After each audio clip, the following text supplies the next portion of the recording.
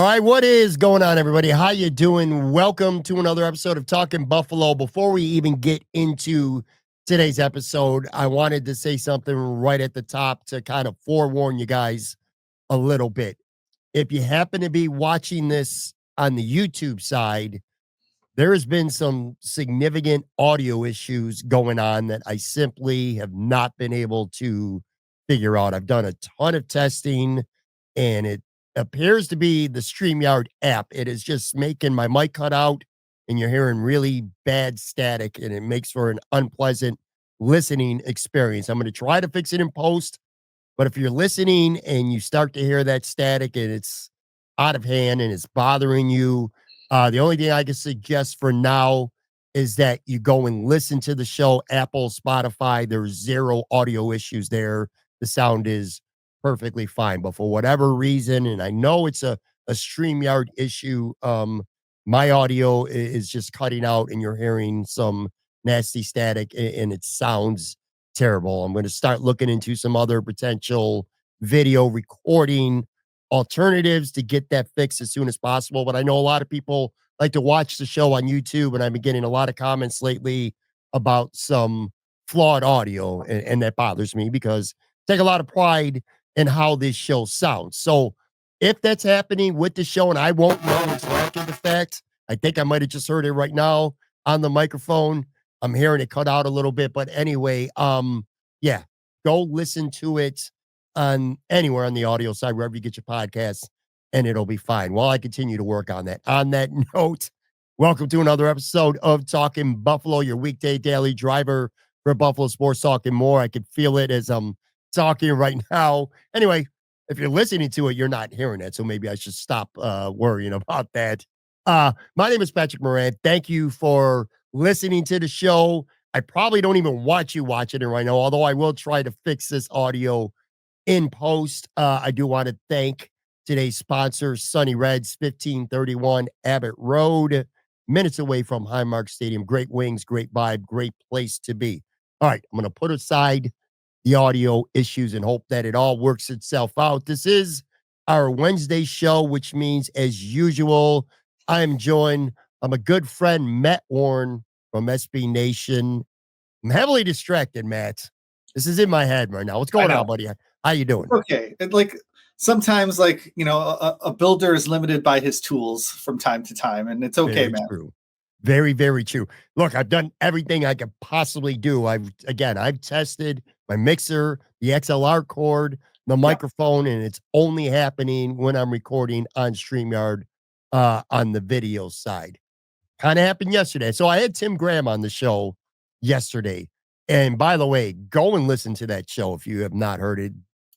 Tim's as good as he gets in this business, not just in terms of his, his talent and his career and all the things that he's done, but just somebody to hold court with, to have a conversation with. One of the best. Talked about a lot of non-Buffalo Bills stuff. This was a non-Buffalo Bills episode. Also was the 7-year anniversary of Talking Buffalo on the show yesterday. So it was only fitting that I had Tim with me. But I tell you, Matt, he had some great anecdotes about O.J. Simpson. I mean, he's the only dude in the world who got to sit down with O.J. to the extent he did multiple times. And he shared a lot of feelings about that, a lot of the reaction, the blowback that he got from that. Interesting anecdote about Howard Stern's reaction to that. We talked about I remember that. Landscape. Yeah, it was a really, really interesting conversation with Tim. So if you have not listened to that show, and notice how I said listen, not watch, because that audio sucked, go on Spotify, Apple, wherever, and go check it out. Dude, this week sucks, man. I don't know how it is near you out in Batavia, but holy shit, is it cold out right now. It's 7 degrees out right now. That's not the wind chill. That's the temperature here in Buffalo. Just brutal, man. When is it going to end? It feels like it's never going to end. You know what I looked up? I did not know this. Last year, I forgot about this, I should say. I took it for granted, maybe. Last year was the warmest February in the recorded history of Buffalo ever. This feels like the coldest. It's it's 12 degrees out here right now. What I've been saying to all my neighbors when I'm outside doing the driveway and stuff is it feels like we haven't, at least in Batavia, I know where you are, you guys have been hammered a couple times, but like here, Mhm. didn't really get a big snowstorm until this past weekend. But it's just been like every other night we get, 2 inches or 1.5 inches, and you're just like constantly clearing the driveway. It's just been no break from it. And so obviously we had the wind and the freezing rain and all that stuff over the weekend. And that kind of changed the way I've been talking about it. Yeah, it's been brutal, man. Let it Well, you're end, the one, let it end. Let's get to March. Let's get to some fun St. Patrick's Day related activities here in Buffalo, and hopefully things will start to turn around. All yeah, right, so you're the one go that ahead. was living in Florida, man. Like, and then you came back. So like, we know why, but still. I love Buffalo. I want to be really careful here. I love the city. I love the people. I I know. love the food. And I don't want to be a hypocrite. I've talked about this many times. When I lived in Florida by year 2, I really started to miss Buffalo. I really started to get homesick. And when that opportunity came, I just heard the static again. When the opportunity came, I jumped to come back here. For the most part, I don't regret it, but I do regret it 2 months a year, January and especially February. I Uh-huh. could take the cold in November and in December. It's festive. It's holiday season. Bring on the snow. Bring on the cold. It's Christmas Mhm. season all the way through New Year's. Then I start to get a little bit tired of it. And by the time it gets to be February, I'm just miserable. I'm over it. I want to see the sun. I'll tell you what, I think that shit matters. And if you've lived in Florida and Buffalo, I think it's a bigger difference to you than if you only know this way. If you've Mhm. only lived in Buffalo or Western New York, this region, I should say, you're so used to it, it's all you know. But when you're used to, or when you go to Florida and you get used to sunshine and just the mood, the vibe, it is just so different in the wintertime. And when you're here and it just goes, and I know nobody's wants to hear me whine and complain like a little bitch right now about the weather. I understand. And my whole point, dude, is I am just over it. I love Buffalo. I miss Florida today, though. Not going to not gonna lie to you, man. Anyway, all right. So put all that shit aside here. Um, I want to talk today about potential free agents for the Buffalo Bills Sure. at 2 positions. I don't think they're perceived by many, and for good reason, as priority positions, especially running back. Running back's going to be one. We're going to go over some potential scenarios where the Bills may actually have to turn to the free agent market to look for a running back. One of them, not such a big situation. One of them, of course, potentially a very big one, and then as well as wide receivers. I mean, the Bills, maybe I undersold receiver a little bit. It could be potentially a bigger need and something the Bills address more than I just gave it credit for. So those 2 positions is what I kind of wanted to focus on today. Before that, though, I wanted to reference an article that I read over the last few days in The Athletic. It was by Mike Sando. There's a regular column in there, and I always think it's outstanding. The meat and the potatoes of it was about just one of the best off seasons a team will ever have. Talking about the Philadelphia Eagles over this past year, players that they added, players that they drafted going in big, and just, how they built that team, but just specifically that off season. And part 2 of it, or point 2, there were 6 points focused on the Buffalo Bills and kind of comparing it to the Eagles offseason and discussing an urgency with the Buffalo Bills that is needed. And if you're older, or if you are, a little bit of a historian of the NFL, he referenced the Bills as a team that resembles the 1970s Oakland Raiders. Now, in the 1970s, the Raiders were a very good team, but they couldn't get over the hump. They could not beat the Pittsburgh Steelers or the Uh-huh. Miami Dolphins. They lost 4 times to those 2 teams in the playoffs consecutive years from 1972 to 1975. The first resemblance that I saw was like, well, they've lost to the Chiefs now in the playoffs, what, 3 times? I know 4 times overall, but 3 times since 2021. And then you throw in the Bengals as well in 2022, the Bengals, who did get to 1 Super Bowl, in recent years. And then he talked about how the Raiders broke through in 1976 in part because they signed a monster defensive end, John Matusak, 6'8", giant of a guy. Again, I know a lot of younger people probably have never even heard of him, but he Mhm. was a great monster, literally monster-sized defensive end. I want to read to you a paragraph and to everyone out there from this article, and I want to get your reaction. This is what Mike wrote. He said, Buffalo needs somebody who is just going to freaking floor it and get there. An executive from another team said, instead of, hey, let's keep ourselves in it and things will break our way eventually. That is all fine and good. And maybe eventually you do break through. But the reality is, if you make a go for it move, whatever that may be, the whole building feels that and it takes everyone's game up a level. I want to get your thoughts on that philosophy because it certainly seems, although he has made the Diggs trade before, the Von Miller signing a couple years ago, but I kind of got a vibe last year and this year after the season ended from Brandon Beane that what he said first kind of seems to be his bread and butter right now. Like, we're going to be there. We're going to keep knocking on that door. We're going to be in the mix, and eventually we're going to be able to break through. How do you feel about, when you see an article like that or you hear quotes like that? What's your reaction? Well, yeah, I mean, I 100% agree with that. You know, I kind of take a little bit of exception with folks saying that that Brandon Beane hasn't been going for it because, like, I mean, in the middle of the season, he sent a third round pick for Amari Cooper. Mhm. So, like, even if he wasn't quote unquote going for it in the 2024 offseason, he certainly did it during the 2024 regular season when he made that trade for Amari Cooper. He's obviously done it with the Von Miller deal. He's done it with the Stephon Diggs trade. So, like, it's not like he's a sit back guy. I mean, I know the joke we always make about him in the draft is that he's always going to trade up to get his guy. So, like, even that trade up to get Kyer Elam or whatever feels like he was going for it, right? Um, Obviously, he didn't do that in 2024 when he traded down for Keon Coleman. So that's why, like, that whole offseason kind of felt like it lacked that urgency, and we were talking about a reset and all this other stuff. But he knows how to do it. He has shown he's willing to do it.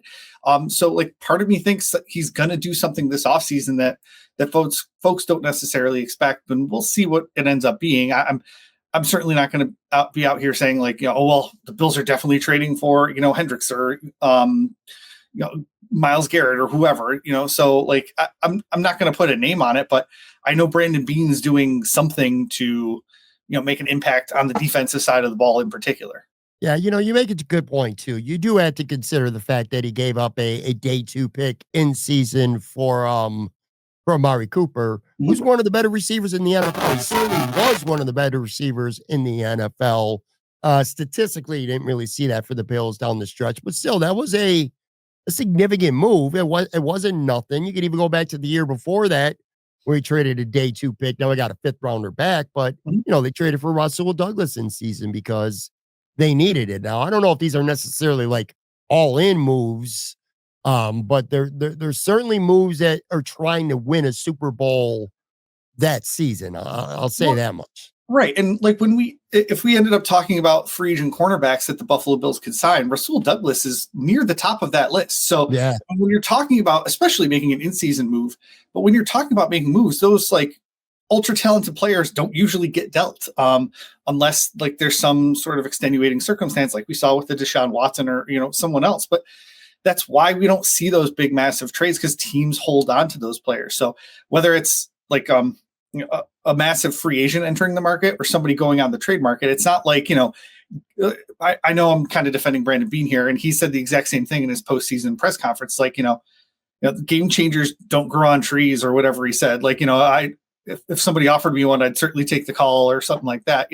He he's trying to downplay expectations because those players don't come on the market very often. right.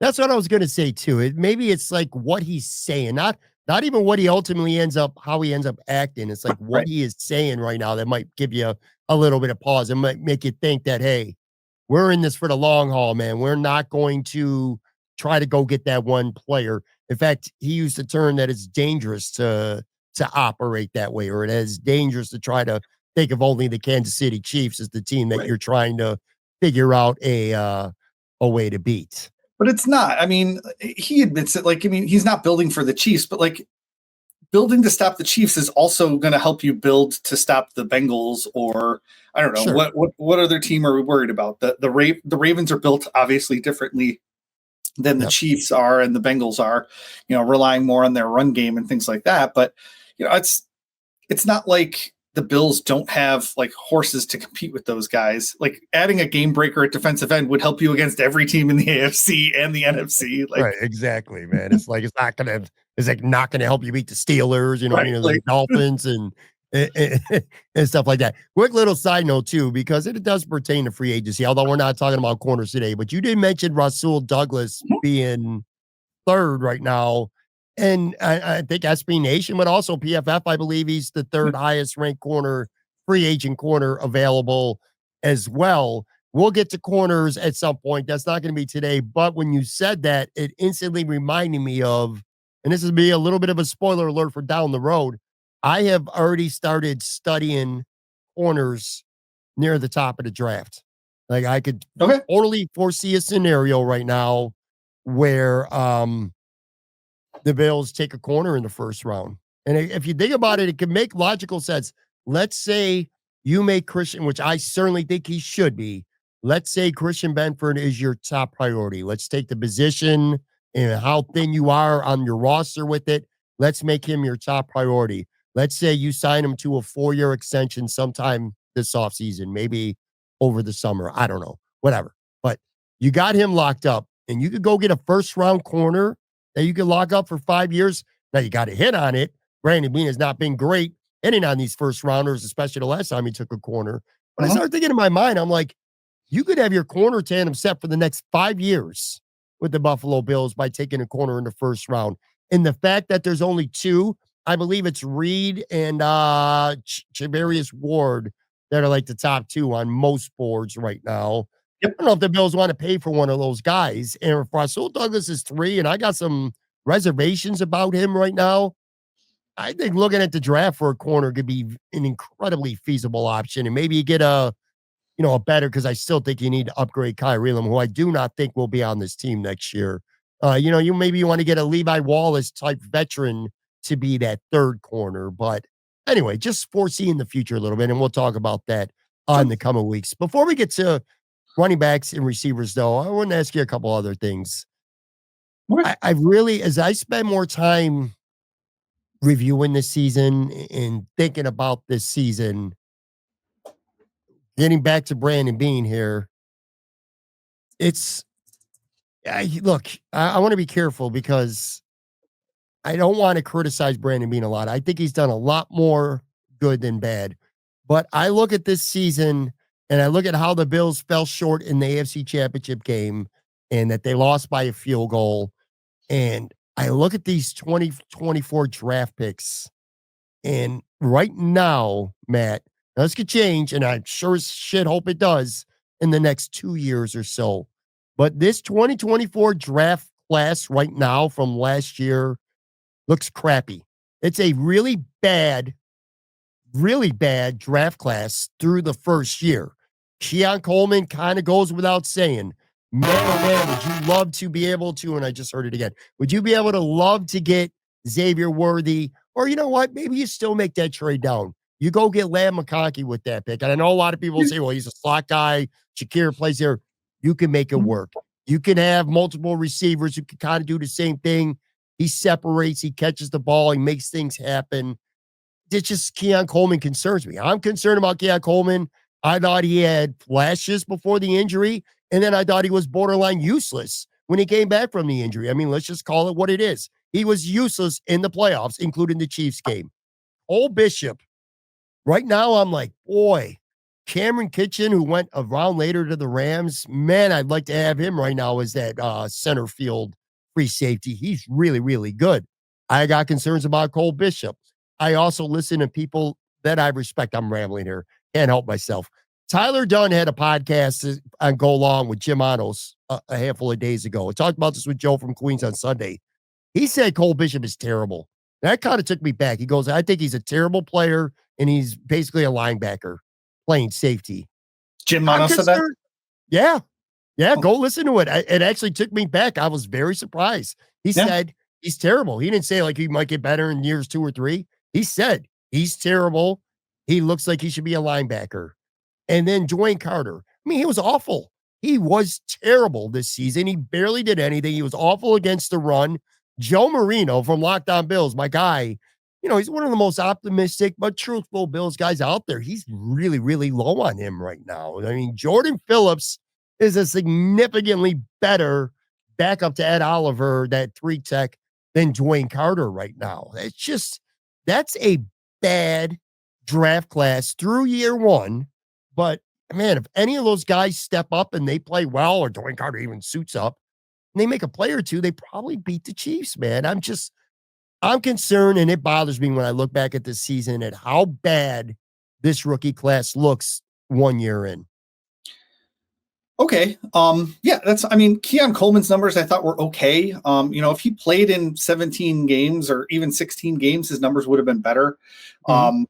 I don't think whatever was 600 receiving yards and, a handful of touchdowns is, terrible for a first year wide receiver. I know we've seen, at least in the last, let's say decade, wide receivers come in and like make big impacts right away, but that like wasn't always the norm. And so I'm a little bit like, I'm okay giving like saying that like if that's his baseline, if that's like what he's going to come in and do every season, I'm probably going to be okay with that out of Keon Coleman if he can stay, like I said, stay healthy. Like on a per game average, his numbers are fine. Cole Bishop getting a red shirt season at safety, the way that Sean McDermott talks about the safety position, at least, makes a lot of sense. It takes a really heady player, I guess, to play a safety for Sean McDermott, as he has said before. And so I'm okay again with a redshirt year for Cole Bishop. I have big expectations for him this year, though, and so we'll see how that ends up working out. The Dwayne Carter piece is very concerning to me. To your point, like they signed Jordan Phillips off the street essentially to come in and play, and then he's active over your 3rd round pick in the playoffs. It's just that sucks. And defensive tackle is typically not a position where you're really worried about the transition to the NFL. And so when he can't even see the field, he can't even get a jersey on game day. That's problematic. And then even if you look a little bit further down the line, like Javon Solomon could produce something and be okay, but like the rest of the guys on that list, you look at them outside of Ray Davis. Like Ray. Right. Outside of Ray Davis, you look at the rest of those guys and you're like, like, are you gonna, who's going to save it? Like we had Christian Benford save, the Kaiir Elam pick. Who's going to save the upper picks if they don't work out of this draft class? I don't know that it's there this time around. I don't. It just feels, again, it's 1 year in, and let's be fair. And again, Keon Coleman, you're right. He was pretty good. He was decent until the injury. He came back. He did not come back from that injury well. But I also, and I think you see it and everyone sees it, he has things he does well and he has limitations. Yeah. He is not a complete polished receiver. Maybe he'll get a little more polish. I don't know that he ever will be. Cole Bishop, I think Mono's jumped the gun with that take, but that took me back. I was really surprised to hear that. And Dwayne Carter, he had a pass rush win rate of 2.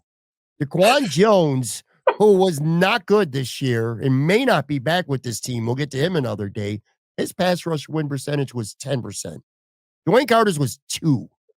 That's why your boy didn't dress for the playoffs. It looks like another year where those day 3 picks may turn out to be the best ones. Ray Davis, I like the potential of Javon Sullivan. Hell, maybe, Cedric Van Granger or Tylen Grable, he might be that 6 offensive lineman who next year, who the hell knows how things play out. But yeah, I don't like this draft. And then the other thing was the defensive line. I mean, we keep coming back to that. I wonder about the Bills coaching because guys they feel like they're underperforming or at least are completely inconsistent. I think it's Marcus West who took over this year. I don't know that you could blame him. In fact, you can't blame him because he didn't have them in 2024. But man, you're just missing a little bit from that defensive tackle position. And I can't stop going and looking at Poona Ford and what he did with the Chargers this past year, and Tim Settle and what he did with the Houston Texans. Those guys both, especially Ford, had great seasons, and they were literally useless for the Buffalo Bills in 2023. I don't remember who the hell the D-line coach was in 2023. Regardless, though, my point was those were two guys that, man, if you could still have them on the roster instead of Phillips and Jefferson, or even, draft Dwayne Carter, or even if you do, he redshirt him, whatever. But just, is there an issue? Do the Bills have a defensive line coaching issue? Because at least with these defensive tackles, everyone seems to underperform, or at the very least, like in the case of Ed Oliver, just inconsistent. It's frustrating. Yeah, I think that there's something to be said for that. It was Eric Washington from 2020 all the way till he was hired as the Bears defensive coordinator in 2024, and Mm-hmm. that's when Marcus West was promoted from assistant Yeah. defensive line to full defensive line, and we've seen, I guess, AJ Epinesa round into form, but again, second round pick. Like, I guess he's probably a hit. Greg Rousseau is probably a hit. Ed Oliver is a hit. But like outside of that, like you had that one good season from Daquan Jones. Well, one season plus a couple games of Daquan Jones. Like you've had a few players here and there, but on the whole, yeah, I would definitely agree that the pass rush has been, subpar. And so if you keep replacing players and the coach is the one that stays the same, like it's hard to put a fine point on like whose fault, quote unquote, it is. But like there's been one consistency in the last 5 years, and it's Marcus West, who is the defensive line coach. Just hasn't really been getting top level play out of that pass rush, especially when you compare it to like a team like the Eagles when they have the best pass rush in the league. So maybe that's unfair. But even look at the Chiefs pass rush against the Bills, or you can look at a lot of different teams' pass rushes against Buffalo and see like what we want the Bills pass rush to look like. And the Bills coaching staff and players haven't been doing that. Yeah. Look, like I said, it's so easy to just blame Dalton Kincaid for dropping the ball or the Bills defense for not playing well. And it's certainly true. It's certainly true. But like I said, I just spent a lot more time, and it really has bothered me that this draft class, when all the chips were in the championship game, just woefully underperformed. And the defensive tackle position was just minus Ed Oliver, was a complete no-show. And I see guys who the Bills had on other teams that just played, so much better. I think defensive tackle is going to be a big need for the Bills. Obviously, a first-round pick will be in play, maybe an upgrade veteran over Daquan Jones. We'll see how that plays out. But anyway, I'm going to take a quick break, come back, and we'll transition. I want to talk about the running backs and wide receivers that the Bills potentially could be taking a look at in free agency.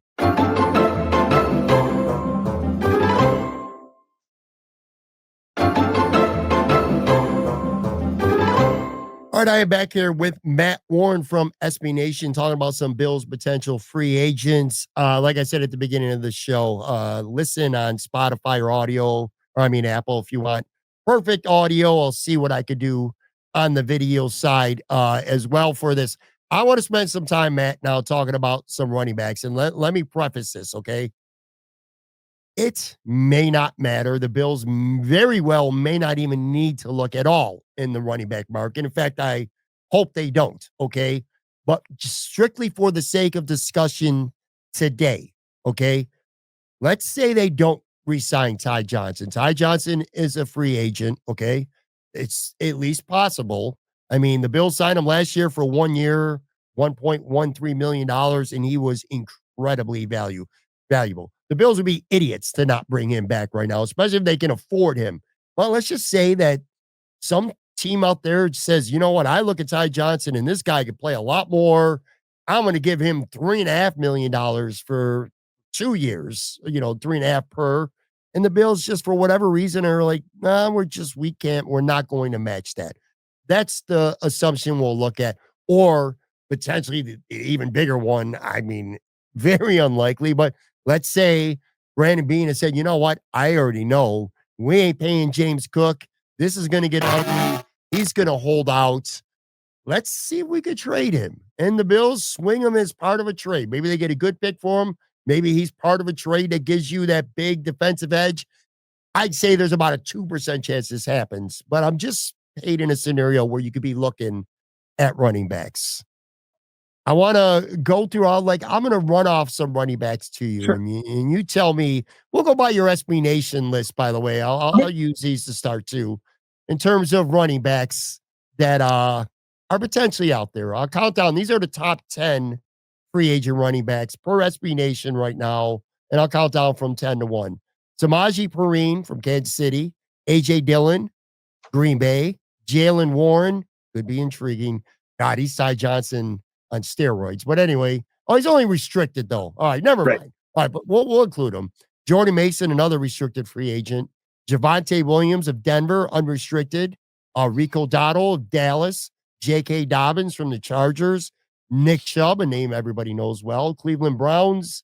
Aaron Jones, the Vikings. Najee Harris, Pittsburgh Steelers. And there's others too that I want to hit on, but you look at that list. And again, this is kind of tough because you're like, well, are you thinking about replacing Cook? Are you thinking about replacing Ty Johnson? What are a couple running backs that intrigue you? I would say kind of locking in on the Ty Johnson role, or maybe a little bit of a different role. Right. And like I think Ty Johnson is very well suited to be that Bills third running back. And I do agree with you. I think he's going to end up being back here. Who knows what it's going to cost, but I do think that they're going to eventually re-sign him probably right before free agency opens or something like that. Right. You know, there's a lot of players on this list I could depending on the money. But if you're talking about like a third running back, like it could really be like anybody who's going to take that deal. I mean, there's a huge list of free agent running backs that are available. So and just look at what the Chiefs did last year. Like they signed Kareem Hunt. Not that I think the Bills would be able to sign Kareem Hunt, but like they sign a guy off the street to come in and be really productive for them. So running back is a position that I'm definitely not going to overspend on. I'm team not paying running backs, as most of my James Cook stands already know. He's publicly asking for $15 million a year. I think that's crazy town. But I also don't think they're going to trade him this offseason. There's really I don't either. I was just painting out a 5% chance scenario that they already know that he's not going to be here long term. Yeah, I don't think that's going to happen either. I want to be clear about that. I would say this, like the only way he's not on the team is if he's part of some sort of trade package for the pass rusher that you brought up, or even a stud defensive tackle that you brought up, because I don't think they're going to get the draft pick return for him. That they would need. Like, I mean, if he signs somewhere else, he's going to get a compensatory pick for him eventually anyway. And so, like, unless you're going to get first, second, or even a third round pick for him, I just don't see the value there. So, I think he's going to be on the team unless he gets traded for one of those players. Like the Browns really want him, and we're like, okay, here's a second round pick and James Cook for Myles Garrett. I'll take that. Like, I mean, we can do that. But so like if you're looking for starters, I kind of like the Aaron Jones 1 year deal type of range. J.K. Dobbins is intriguing, but he has a concerning injury history. So if you get him, you would want another potential high quality backup running back in a world where James Cook isn't on the team, and you have J.K. Dobbins, Ray Davis, and then you would need somebody else that could carry the load if called upon. So those are the two guys I look at there, because I gotta say this. I've had Najee Harris on my fantasy team 2 times in his 4-year career, and the dude just he disappears for huge stretches of time. Very frustrating. I also had Jalen Warren on my fantasy team because I was trying to handcuff myself, and then neither one of them, you could ever tell which one was going to actually have a good game or not. So, Nick Chubb, the injury stuff is certainly concerning for me. So he seems like the guy that's going to get a 1-year deal and absolutely kill somebody, in the 2025 season or something. So, but for the most part, running back isn't a place where I'm going to invest a lot of money. So sure, I might even be looking outside of that top 10 regardless. Yeah, look, I agree with you there. And there's a couple of free agents that I wouldn't want, because if nothing else, I want different styles. And yeah, I like what Ray Davis brings. And you kind of, what he is, I think at this point. He's that between the tackles thumper who's got sneaky out of the backfield catching the ball skills. I don't need, first of all, I love Nick Chubb, but look, his age, his injury history, the wear and tear on him. What kind of roles he going to have? Najee Harris to me is a guy, again, he's also got a lot of wear and tear for being sort of young. I don't love Najee Harris. I kind of feel like that's Ray Davis in a nutshell. Ray Davis is younger and cheaper. I like AJ Dillon again. He's another big banger. I don't really know that those are the types of fits. I think of a player, there's a couple of ones that intrigue me. One, Javonte Williams from Denver, but you talk about the injury, but he's Well, 25. He's intriguing. Cam Akers is another intriguing name, but he's bounced around a lot. It's like, if you bounce around enough, it's like there's a problem with you, maybe. You know what I mean? yeah, the Javonte Williams thing I think is interesting because like he had a lot of opportunities to be very successful in that Denver offense, but their whole offense just kind of lagged with the rookie under center. And so like he's another candidate for that like 1 year prove it deal, like get out from behind, like if you pair him with Josh Allen's offense instead of Bo Nix's offense, like he's one of those guys that could have a really big breakout season too. So he's an intriguing guy for me. I know you mentioned him first. Yeah, and Dante Foreman is another guy who kind of reminds me of Ray Davis. There's one guy that I like, and of course he wouldn't even be on your list, but he intrigues me at least. Madison, Alexander Madison. In fact, I put him on the cover. Like, that is a guy who knows his role on this team. I think if he were to be a Buffalo Bill, he probably would embrace that Ty Johnson type role where, he knows he's not the starter. He's not the guy. He would be the number 2 on the team. Hell, he might be in the number 3 because Ray Davis is probably going to get a little bit of a bigger of a role next year as well. But he intrigues me. There's a couple other guys out. Jeff Wilson is a guy. Raheem Mostert just got cut, but he's old. He's 33. There's not a lot at this position. This is not a great free agent class for running back. Fortunately for the Bills, Matt, I don't really think it matters. I kind of feel like as we talk through this with these potential candidates, Khalil Herbert's one. He's 27 years old.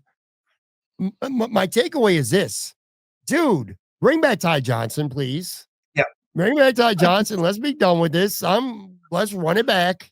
Let's run it back in 2025. I don't see any running back. There might be, guys like Dobbins or Williams have more talent, maybe, top end talent, higher ceiling type players than Ty Johnson. But what Ty Johnson does for this team, the pass blocking, the running, the catching the ball out of the backfield, I don't know that there's another guy, if you consider contract and value as part of the deal too, that would be a better fit than Ty Johnson. Yeah, and you got like Frank Gore Jr. kind of waiting in the wings. Like Raheem Blackshear is going to be a restricted free agent. Some Bills fans really, really wanted him to make the team a few years ago, and after a nice preseason. So like you've got like it's just a place where you can find guys to be productive, especially in this offense when so much focus is on Josh Allen. That I just don't see them. I don't see them extending James Cook, and I don't see them going out and signing another one of those top level running backs because they don't think they need it. I only half agree with you about James Cook, by the way. Okay. I should probably point that out. I also don't think they're going to extend him this year. I do think that they are interested in giving him good money, not 15 million a year money. But you know this, Matt, better than anyone, man. You're a knowledgeable guy, especially with contracts. Saying you're giving someone $15 million a year, showing it on paper, doesn't really necessarily mean the dude's actually getting $15 million a year. Again, you know this better than anybody.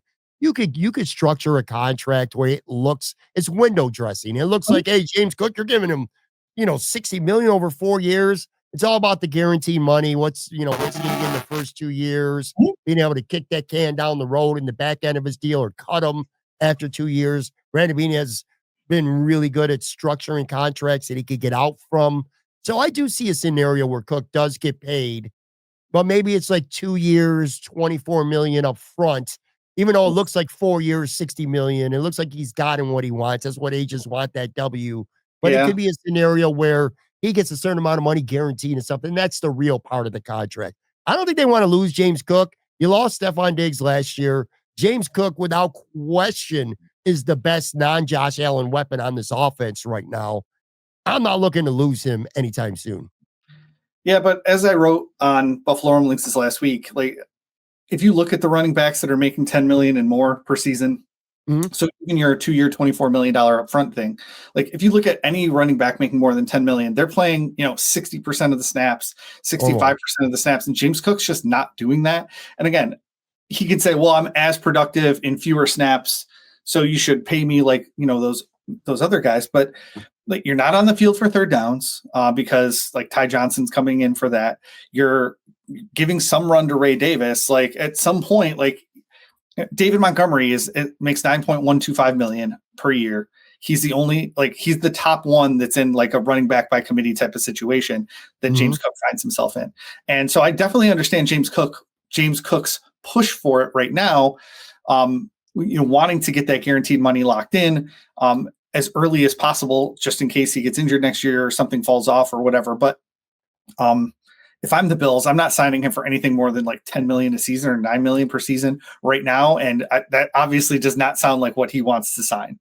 It's a unique situation, and you bring up a really good point. The case against Cook is he plays 45.6% of the snaps. That's what he played this year. I'm sorry, 44.5% of the snaps he played this year.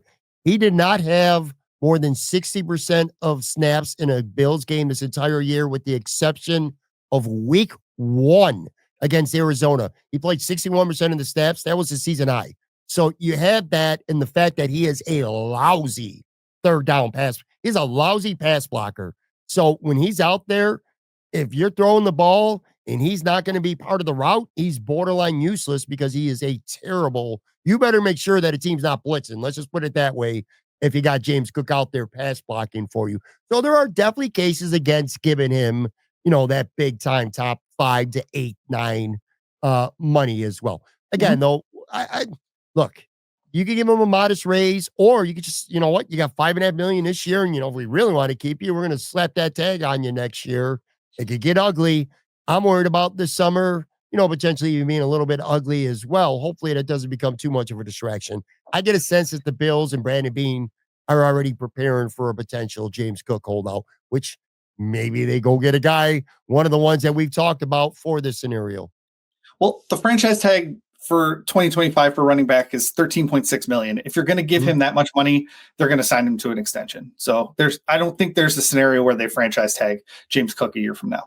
Okay. I hope you're right. I hope it doesn't come to look, I meet in the middle, and I don't know if he's going to, because James wants to get paid. So yeah, this is going to be a problem that probably doesn't go away. But all in all, I would say this. He's going to be here this year.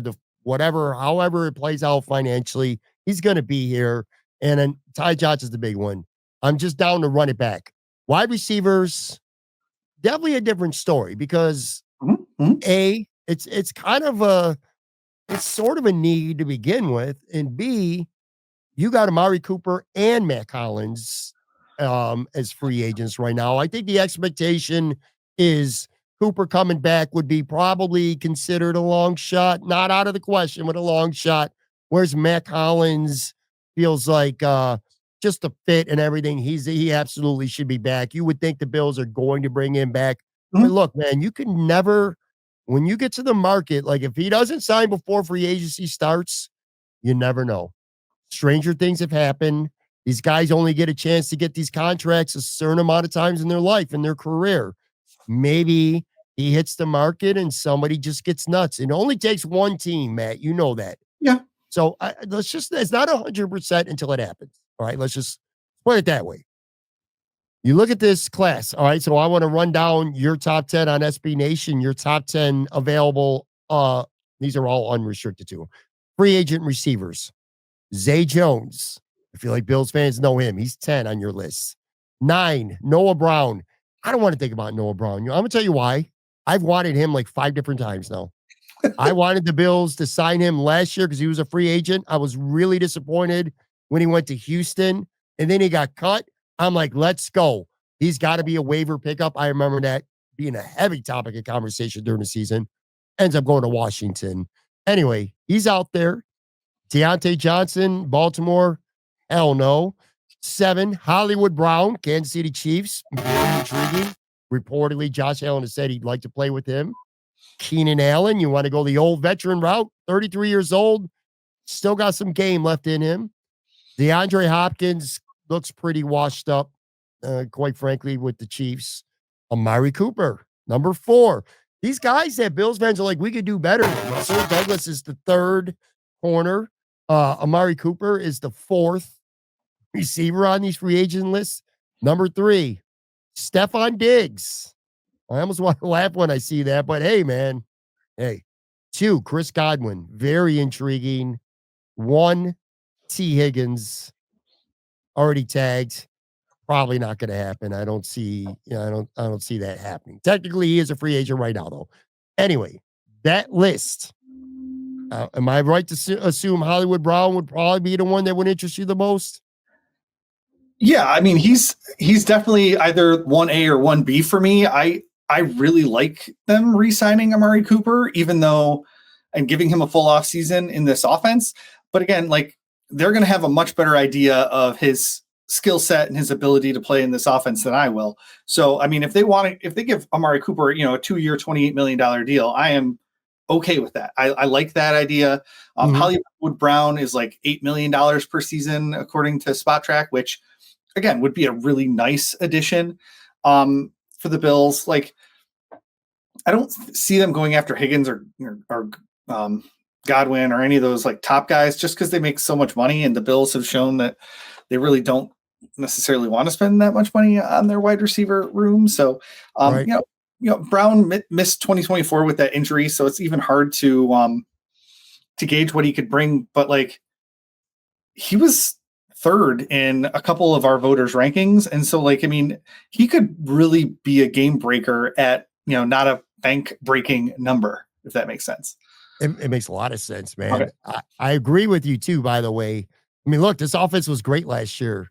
They're not going to go spending a lot of money at wide receiver. Not long term.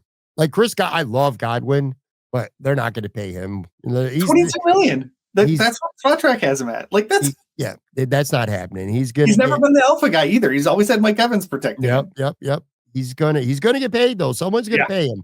It feels like one of those. The Bills might be best served getting one of those, prove it type deals. And just like I talked about with the running back, as we go through this exercise, the biggest revelation for me personally is I'm starting to lean on, you know what? I've looked at what's out there, at least in the free market, and I'm like, you know what? Give me Ty Johnson back. Give me Amari Cooper back. He's proven himself to be an unselfish receiver. You have an opportunity to have him. I'm sure he's in it, but he wants to win. He knows he's got a great opportunity to win with the Bills. He'll have an entire offseason to form even more chemistry with Josh Allen in this offense. He's going to go into camp knowing this offense. I think he would have a bigger role right now with this team going in the next season than he did getting traded, at the midway point. This guy wasn't even playing half the snaps for the Bills. I would assume, with the full cap that probably changes at least somewhat anyway. I kind of feel like Amari Cooper's the best fit of this group. Not necessarily the best receiver at this point of his career. Like Hollywood Brown would be the most interesting. Like he could have the biggest ceiling. I don't know. I like the way Curtis Samuel started to look near the end of the year too, as well. So you got him and you got Shakir. Keon Coleman better give you something in year 2. I didn't realize it until this show. I'm good if the Bills run back their entire offense from last year. I really am. Can you count? And I think the key to being better, because you always want to improve, but rather than add to the offense, I think you just need guys like Dalton Kincaid's got to step up next year. Keon Coleman has to step up next year. Those two guys stepping up makes this offense a hell of a lot better. And then you get an Amari Cooper in there who can do a lot of things well that kind of supplements it. There's some other guys like the under 30 crowd, or at least interesting names like Darius Slayton, KJ Osborne's a guy. The kid from Tennessee, Nick Westbrook, was it Ikeen? I always get the last name. He's good. Or at least he's got some like Gabe Davis vibes to me, and he catches touchdowns. DJ Chark's a name that seems to be out there every year. Van Jefferson. So there's some under 30 guys. And if you want an old guy, if you want, let's say you want an Amari Cooper type, but you can't bring in Amari Cooper. Somebody's going to pay him more and he's just going to take the bigger deal. There's some older guys out there. We talked about some of them in here already. Zay with Keenan, Stefan, but Mike Williams is another guy. I don't know if you could trust him, but he's 31 years old. Brandon Cooks, he's 32 years old. Demarcus Robinson, a player for the Rams who I've been intrigued about in the past as well. He's an interesting one potentially for me. I'm gonna throw one last name at you here, man. Ready? He's not a Sure. free agent right now, but he's probably going to be soon. You want to talk about splashy, and we're all assuming defensive edge, which it hopefully is. But let's just say they want to switch gears and say, you know what? I just want to outscore everybody. What about Devontae Adams? What about Devontae Adams? I looked at his numbers. He's old. What is he? He's 30, 33, I think. 30, he's 32. I think he'll be 33 at some point during the season, but he's 32 right now. All right. So he went to the Jets. The Jets were a disaster. Aaron Rodgers, kind of a disaster. You look at his numbers over 11 games with the Jets, 67 catches, 854 yards, and 7 touchdowns. That's better than any Bills receiver had for the season at this age. Put him with Josh Allen and these other weapons that they have. I know we talked about this last year when it was trade candidates, eventually they traded for Amari, but Devontae Adams, man, how much does that intrigue you right now at this point, if at all? Yeah, I mean, I'd love to have a receiver like that on the team, but like you said, like he hasn't shown the decline yet, but he's going to decline at some point. Whether it's probably not going to be his hands, but it's going to be his speed. And so if you're looking for a guy that can create separation, like Cooper, again, same concept. Like it's at some point the speed's going to diminish. And so I don't know if I'd be wanting to do a huge, massive contract for Devontae Adams, like 2 years fully guaranteed. I think he was like going to make $35 million a season with the Jets, which again, nuts. That's crazy talk. And the Bills aren't going to do that. But like, even if he's like at the top end of the wide receiver market, making like, whatever, $25 to $28 million per season, like that's pretty rich, I think, for the Bills. So as much as I might like him as a player, I don't know if he's going to necessarily fit the blueprint for this team. Yeah, it would be fun to think about. I'll tell you, it'd be a hell of a talent to have there in Orchard Park. But look, I wouldn't even consider it. As much as offense is sexy, I like offense. I like watching Josh dominate. Go get an edge. You're going to go spend money. Is going to be on an edge or defensive tackle or corner. Any of those 3 spots to me is more important than spending huge money at wide receiver. Last point that I want, this is not Bills related here. And again, to kind of summarize that, going through the running backs and the receivers, are you of the same mindset? Are you perfectly good if they were to say, you know what, we're bringing back Ty Johnson, Mack, Hollins, Amari Cooper, and literally, you're running it back on offense. Are you good with that? I guess so. It's like I thought that the offense played pretty well for most of the time, and like especially to hear Brandon Beane talk about it at the end of the season, like Keon Coleman got hurt, Dalton Kincaid's playing through this injury, like Amari Cooper didn't really have a time in the playbook, all this other stuff. So like you can at least see a scenario like Keon Coleman in his second season too, and he had the injury. Like you can see a scenario where the offense continues to get better next year, as like they have fully adapted Joe Brady's system, as they, kind of coalesce behind MVP Josh Allen, so you can see where that would work. And I'm a big proponent of just outscoring everybody. And if you want to spend more money on like a wide receiver instead of trying to get that pass rusher, I'm okay with that. But like you said, they need someone to step up, and it's like hard to even evaluate that. Like, if Dalton Kincaid catches that pass against the Chiefs, like that's a step up play. But like you have to see guys that don't do that in order. Like you have to be put in those situations and see them not do it in order to even see if they have, the quote unquote clutch gene, like I've seen Kincaid make a play for Josh Allen before. He did it early in the season. I can't remember which game it was exactly, but he did it early in the season and then didn't do it in the playoffs. Like we need guys to step up, but like, how do you even evaluate that? So it's like hard conversation to even have in that regard. 100%. I still don't. Right now, my mindset is the top 15, 16 guys on this offense, run it back. Same quarterback, obviously. I'm good with the same 3 running backs. I'm good with the same 2 tight ends. I'm good with the same 5-star offensive lineman. I'm good with Alec Anderson being the 6th guy, the tight end eligible.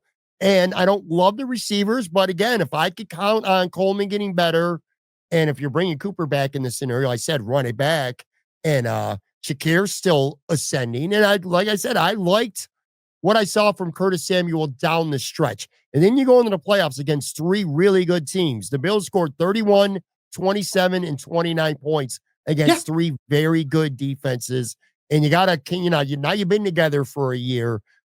Matt, focus on the goddamn defense, man. Add some playmakers, at least 2, to this defense. Yeah, they were second in the NFL in scoring, to your point, and then they still were able to score in the playoffs. That wasn't a problem. So it's more on the stopping the other guys side of the ball that I think that most Bills fans are worried about, and probably what Brandon Beane's most worried about right now. For sure. Next week we're going to focus on a couple different other positions, and we'll spend time talking around the NFL. I want to shelve it for this week and save it for next week. I think the Kansas City Chiefs are a very interesting team right now because you look at their roster, and look, Travis Kelce's an unknown. Chris Jones is 31, but he's pretty beat up, man. That dude, I mean, he's a beast. I love him, but who knows what his future holds. Their offensive line was a mess in the Super Bowl, and they've guaranteed $20 million to Taylor, and they've already paid. Who else they made? Creed Humphrey, Thuney. They're probably going to lose Trey Smith because they can't tag him. He's going to get a monster contract somewhere else. Their salary cap situation sucks, but they could easily maneuver money around with Mahomes, a few other guys, and they could get up to them, and they could be big players in free agency if they want. I want to talk about them next week. Obviously, plenty more Bill stuff. Plus, my microphone is pissing me off at this point. I could hear dead points of it. Maybe it is the goddamn mic, but it doesn't make any sense because on the mixer, everything sounds perfect. I don't know, man. I'm frustrated. I'm a tech dude, and it's bothering me. It doesn't bother you as much. It doesn't even bother the people watching or listening as much as it bothers me. But anyway, make sure you follow Matt on Twitter and Blue Sky at Matt Rich Warren, SB Nation, Buffalo Rumblings. Make sure you check them out. By the way, I did play the game once. I forgot to go back. I got to bookmark that shit so I can start doing that again. The Bills specific one where you got to guess the player. Yeah, it's it's Buffalo Rumblings in 5. We launched it last Wednesday. So I think by the end of the day, this coming Wednesday, well, when you're listening to this podcast, we'll have had a player from every decade on the team. And so, we got a 1960s one, 1970s, all the way through, and kind of throwing out some of the easier ones off the bat to get folks on board with the game. And then we'll start getting into some of your, I don't know, more obscure Buffalo Bills coming up here pretty soon. Can't wait, man. Cannot wait. All right. Thank you again, Matt Warren. I'm going to fix whatever these issues are. I might not go to bed tonight because I'm not going to rest until these are fixed. Anyway, I have a brand new show for you. I'll be back tomorrow.